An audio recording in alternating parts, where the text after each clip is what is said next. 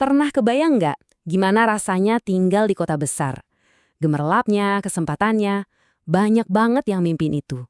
Tapi apa sih yang sebenarnya bikin seseorang rela ninggalin satu-satunya tempat yang mereka sebut rumah? Nah, hari ini kita bakal ikuti perjalanan seorang pemuda bernama Adi. Dari desanya yang tenang ke kota yang riuh, buat ngerti cerita asli di balik fenomena urbanisasi. Coba kita mulai dengan satu pertanyaan buat kamu. Kira-kira, apa sih yang bisa bikin kamu nekat ninggalin semuanya buat mulai hidup baru di tempat lain? Nah, bagi jutaan orang, ini bukan sekedar lamunan loh, tapi sebuah keputusan besar yang mengubah hidup mereka selamanya. Perpindahan besar-besaran ini punya nama urbanisasi.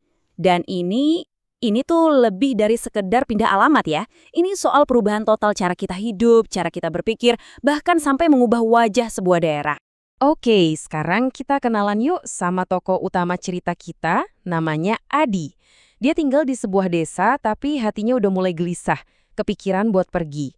Sebenarnya apa sih yang dorong dia buat ambil keputusan sebesar itu? Oke, kita bedah satu-satu ya, apa yang jadi faktor pendorongnya.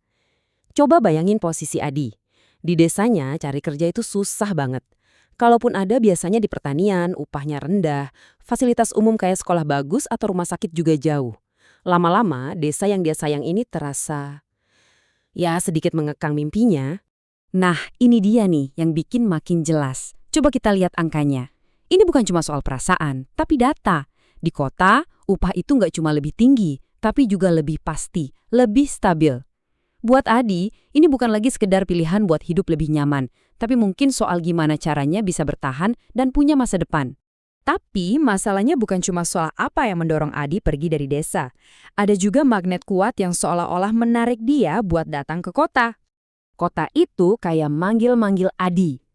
Di sana katanya pilihan kerja jauh lebih banyak, gajinya lebih menjanjikan, fasilitasnya lengkap dari kampus top sampai rumah sakit canggih. Belum lagi ada daya pikat gaya hidup modern yang kelihatannya keren banget. Kutipan ini pas banget buat gambarin apa yang ada di kepala Adi dan mungkin jutaan orang lain yang senasib.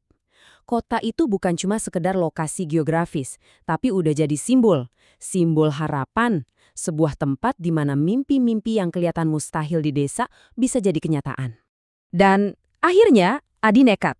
Dia berangkat ke kota. Tapi pertanyaannya, apakah realitanya bakal seindah bayangannya? Apa sih dampak urbanisasi ini buat Adi sendiri, buat kota yang dia datangi, dan tentunya buat desa yang dia tinggalkan? Buat kota, kedatangan orang-orang kayak Adi ini tuh ibarat dua sisi mata uang.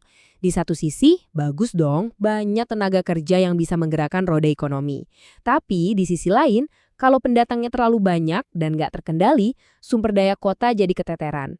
Ujung-ujungnya bisa muncul masalah baru kayak pengangguran, sampai pemukiman kumuh. Impian Adi soal hidup modern di kota bisa jadi, nabrak kenyataan yang pahit. Cari tempat tinggal yang layak dan harganya masuk akal, itu susahnya minta ampun. Akhirnya banyak pendatang baru terpaksa tinggal di pemukiman yang padat, seadanya, atau yang kita kenal sebagai kawasan kumuh. Dan makin padat penduduk, makin banyak juga masalahnya. Lihat aja data ini. Lingkungan kota jadi korban. Polusi udara bikin napas sesak, jalanan macet parah, dan sampah yang menumpuk jadi pemandangan sehari-hari. Ini adalah harga mahal dari urbanisasi yang nggak terkelola dengan baik. Terus, gimana kabar desa yang ditinggalin Adi? Dampaknya juga besar. Iya sih, uang kiriman dari Adi bisa bantu ekonomi keluarganya di kampung. Tapi di sisi lain, desa jadi kehilangan anak-anak mudanya yang paling produktif. Sawah bisa jadi nggak ada yang garap, dan yang lebih sedih lagi, tradisi-tradisi lokal bisa pelan-pelan luntur. Oke, jadi pertanyaannya sekarang, apa harus begini terus? Apa nggak ada jalan lain? Apa nggak ada cara buat menyeimbangkan pembangunan supaya orang kayak Adi nggak perlu merasa harus memilih antara kampung halaman dan masa depan? Nah, ini dia intinya. Ada kok solusinya. Kuncinya bukan melarang orang pindah, tapi membuat desa jadi tempat yang sama menariknya dengan kota. Caranya, bawa fasilitas modern ke desa, bangun ekonominya, dan perbaiki akses jalan biar desa dan kota lebih nyambung. Jadi orang punya pilihan, bukan keterpaksaan. Salah satu cara paling konkret dan keren itu lewat BUMDes, atau Badan Usaha Milik Desa. Coba deh bayangin, kalau desa nggak cuma jual hasil panen mentah, tapi juga punya pabrik kecil buat mengolahnya jadi produk jadi. Ini kan langsung menciptakan lapangan kerja baru dan keuntungan ekonominya muter di desa itu sendiri. Keren kan? Jadi, di akhir cerita ini, pertanyaan besarnya bukan cuma buat Adi, tapi buat kita semua. Tujuannya bukan buat menghentikan orang bermimpi, tapi gimana caranya menciptakan sebuah negeri di mana mimpi itu bisa dikejar di mana saja, baik di kota besar maupun di desa tercinta. Sebuah masa depan di mana kemajuan itu milik semua, bukan cuma milik segelintir orang di pusat kota.